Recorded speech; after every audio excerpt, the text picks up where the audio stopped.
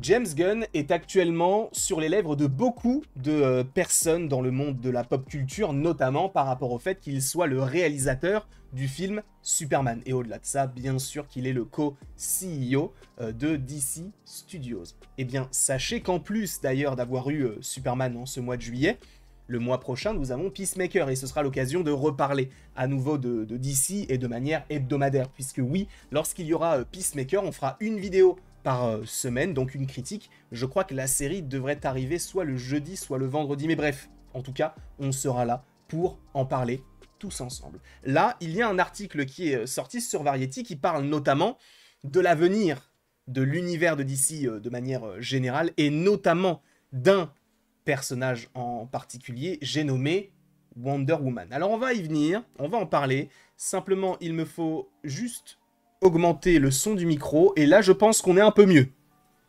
Vous me direz dans les commentaires, j'en suis confus.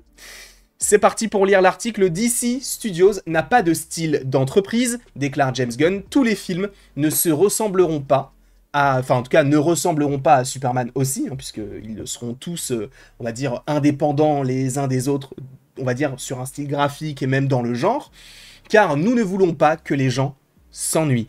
Et on le voit très clairement dès les 3 premiers projets.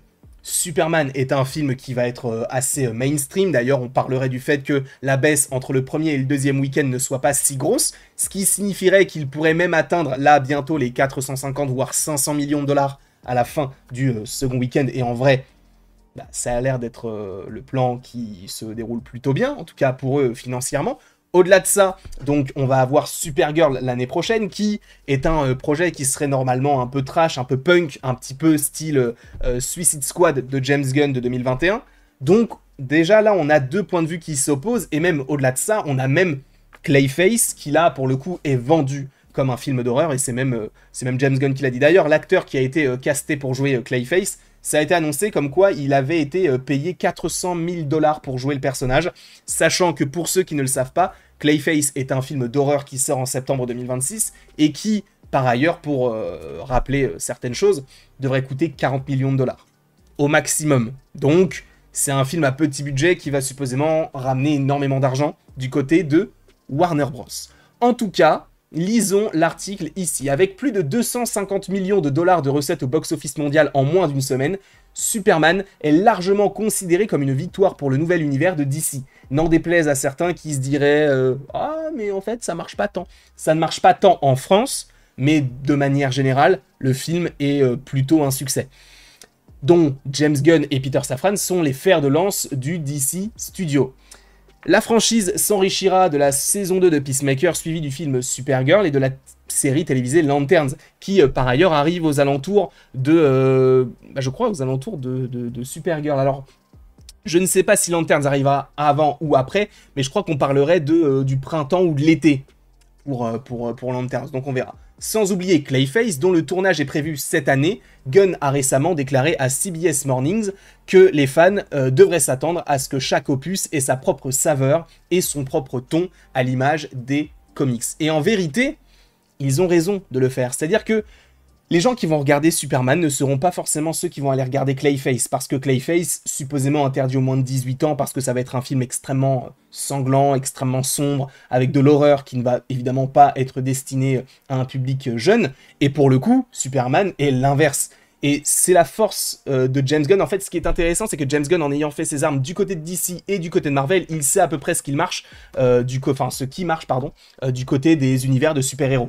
Et pour le coup, d'avoir des genres un peu plus différents, ça a l'air de plaire. On l'a vu notamment avec The Batman, qui était un peu sombre, même si, bon, les gens affilient aujourd'hui, grâce à Nolan ou à cause de Nolan, Batman à quelque chose d'assez obscur. On a aussi Joker, qui sortait aussi du lot et qui a fait le milliard de dollars. Bon, pas le deuxième, mais le premier l'a fait. Donc, lui se dit que ce serait un bon moyen de faire des sous, parce que, bon, au-delà d'être le créatif du duo avec Peter Safran, il est aussi producteur et co-dirigeant de DC Studios, donc évidemment qu'il y a aussi cette part financière qui doit rentrer en compte dans la manière de gérer les différents films qui se proposeront à nous d'ici quelques temps.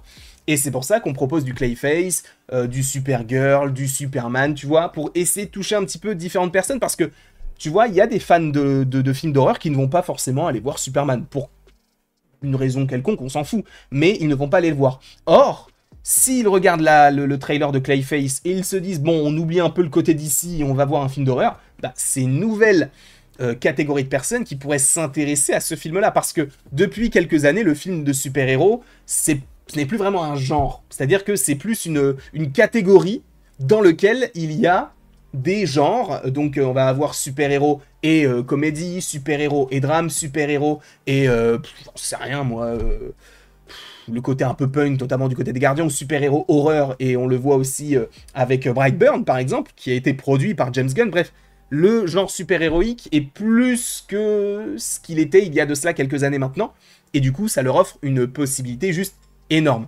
Clayface est un projet totalement différent. Bien qu'il s'inscrive dans le même univers, c'est un film d'horreur à part entière, et c'est l'une de nos priorités. Tu m'étonnes, puisque le film sort en septembre de l'année prochaine, et je crois que le tournage pourrait débuter en août ou en septembre de cette année.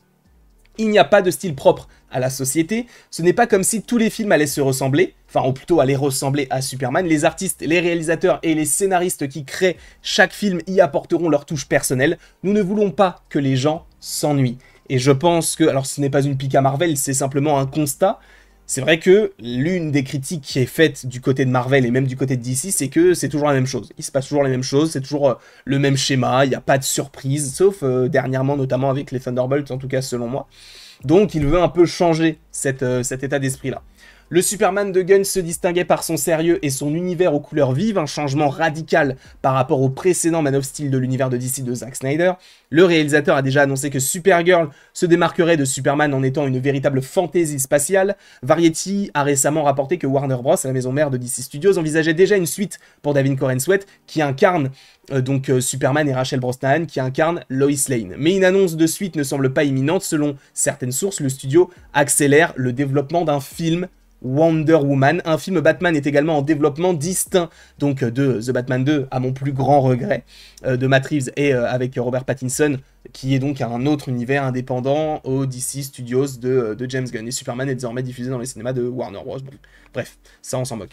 Ce qui m'intéresse ici, c'est qu'on te parle de Wonder Woman et que ça accélère. Là, récemment, on a entendu des rumeurs comme quoi Warner voudrait peut-être un petit peu plus se diriger vers quelqu'un qui est plus connu du côté des séries, à l'image de Millie Alcock notamment, donc peut-être pour se renseigner sur quelqu'un qui n'a pas forcément cette image à Hollywood, et aussi, c'est, on va dire, une stratégie financière, parce que d'avoir des personnes qui pour l'instant ne sont pas forcément connues, ça te permet, eh bien, de les payer moins cher. Par exemple, l'acteur qui joue Clayface a été payé 400 000 $, c'est pas mal pour un film Clayface, mais on connaît des acteurs qui ont été payés des millions et des millions d'euros, enfin en tout cas de dollars.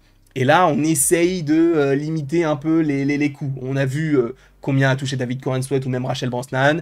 Évidemment que vu le succès de Superman, ça paraît logique que pour un deuxième film, on parte sur autre chose. D'ailleurs, je pense que il est possible qu'il y ait un film Superman et Supergirl.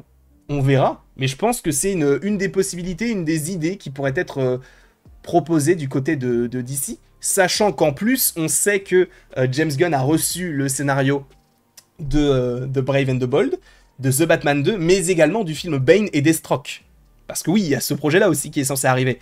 Donc il a reçu tout ça, il faut qu'il les lise, qu'il les valide, qu'il demande aussi, est-ce qu'il y ait du changement, peut-être qu'il les annule aussi pour certains, on n'en sait rien. En tout cas, donnez-moi votre avis dans les commentaires par rapport à tout cet univers d'ici. Moi, je trouve que c'est la bonne manière de faire, même si pour l'instant, ça a l'air un peu confus. C'est pour ça que j'aurais bien aimé qu'on ait, eh bien, peut-être ouais, de la Comic-Con, où tu vois un petit panel pour nous expliquer, voilà, ça c'est sorti à telle année, ça sort tant, ça sort ça, enfin tu vois, des logos, des annonces même de projets qu'on ne connaissait même pas, ça aurait pu être cool, mais là, j'ai pas l'impression qu'on parte là-dessus pour l'instant, mais peut-être qu'il le fera, sachant qu'encore une fois, lui, il est coutumier du fait. Je ne sais pas ce que vous en pensez, donc donnez-moi votre avis dans les commentaires, et évidemment, abonnez-vous, et surtout, aimez, partagez, commentez, et abonnez-vous, je l'ai déjà dit. C'est tout. Et surtout à la prochaine pour la prochaine, mais merci d'avoir regardé la vidéo. Il y a eu quelques vidéos qui sont sorties aujourd'hui, donc n'hésitez pas à aller les voir si vous en avez envie. Évidemment, il n'y a aucune obligation. Et on se retrouve d'ici quelques temps pour de nouvelles vidéos et pour de nouvelles aventures.